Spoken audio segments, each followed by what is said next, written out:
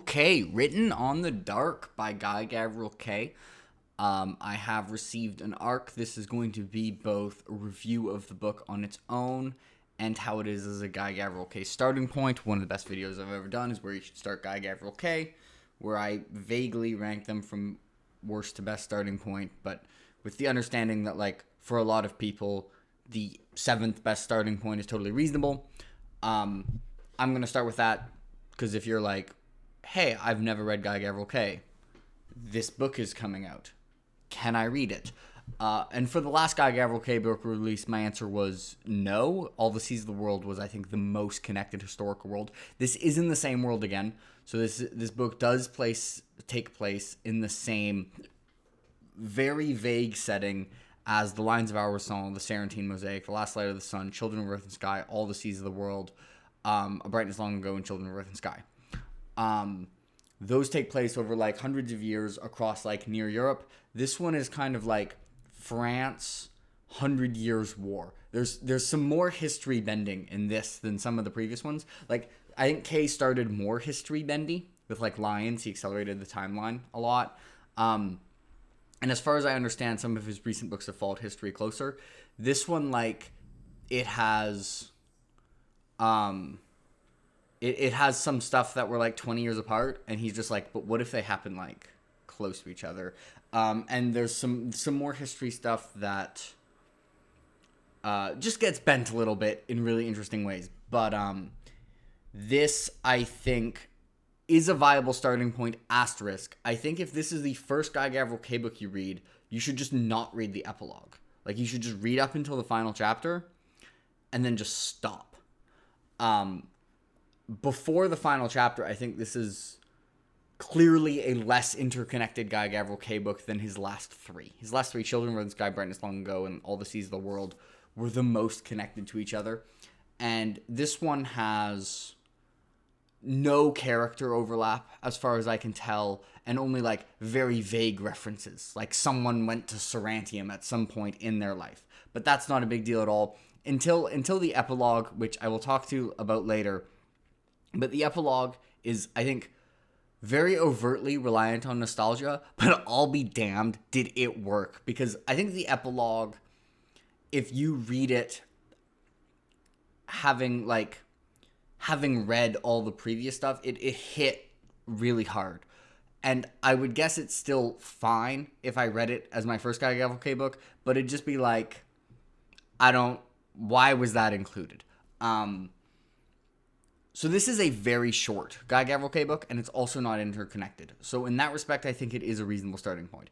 Especially if you're specifically interested in the like 100 Years War between France and them British. It's mostly set. The main character is based on a real person, the poet, some French poet. He's called Thierry. His name is really similar to his name in real life. If you know him, you probably know who I'm talking about. I don't remember who the person is based off, but the main character is based on him. I would say, writing style wise, it's slightly different.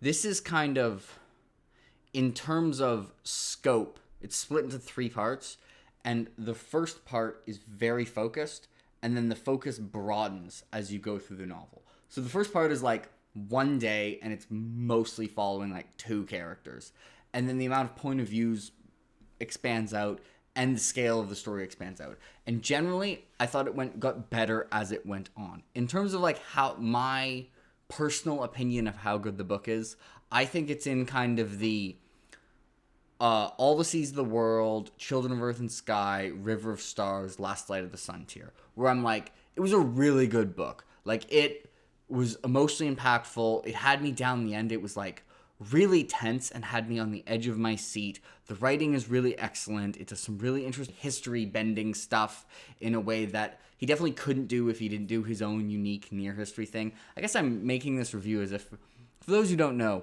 Guy Gavriel Kay, a lot of his books take place in like a near history where it's clearly based on a specific historical setting, but the like names of everything and details are slightly different.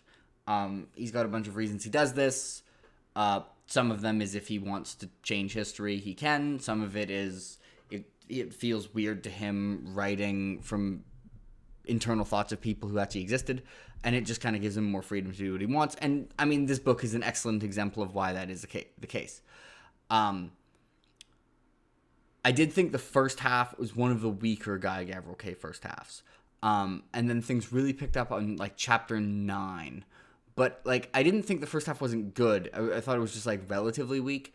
I think he has shorter sentences in this. It's almost like not shorter sentences because they'll still be commas, but like phrases. The writing, he has like these inserts in his writing, and I think for the first half they were a little shorter than usual. It almost had like instead of his normal rhythm to his prose, almost like a Glenn Cookian rhythm to his prose, which isn't necessarily a good or a bad thing, but it definitely felt different. Maybe it was the case for the entire book. It just, the first half of the book, I was like, this is clearly a competent novel in like every aspect, but it didn't have anything that had like blown me away. And then it did as we went on. But it ended up giving it an 8.9 out of 10.